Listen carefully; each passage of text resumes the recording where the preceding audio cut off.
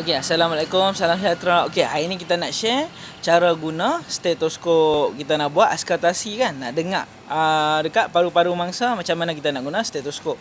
So, melalui Akta Pertahanan Awam 221, kita boleh guna apa-apa saja cara untuk menyelamatkan orang dan harta benda. So, mendengar melalui stetoskop ni salah satu cara nak selamat orang lah. Okey, sebab dengan mendengar stetoskop ni kita boleh tahu ada masalah kat paru-paru ke tak ada masalah. Okey, so cara kita nak guna stetoskop ni, dia ada ke arah depan tau. Tempat dengar telinganya ni dia ada ke arah depan. So yang ke arah depan ni dia akan ke hadapan, tolak ke depan.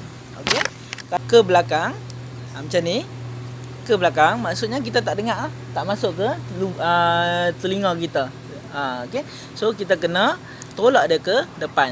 Okey, kemudian di bahagian sini kita boleh ke depan dan pusing ke belakang. Boleh pusing ke depan, boleh pusing ke belakang. So kalau kita nak dengar depan, kita pusing depan.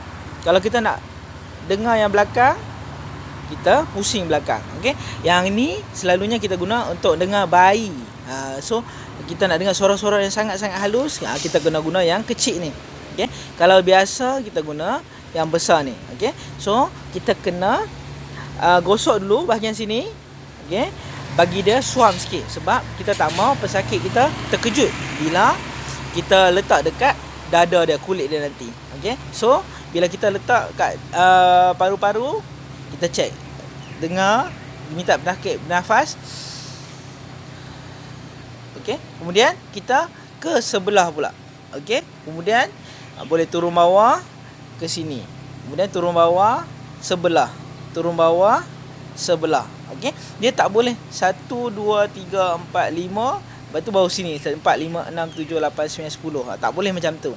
1 2 3 4 5 6 ataupun 1 2 3 4 5 6 7 8. Okey, sampai sini boleh sampai 10. Kawasan kita untuk mendengar. Kawasan untuk kita mendengar boleh buat 10. So 1 2 3 4 5 6 7 8 9 10. Sama juga di bahagian belakang badan ni boleh buat 10 kawasan mendengar. Okey.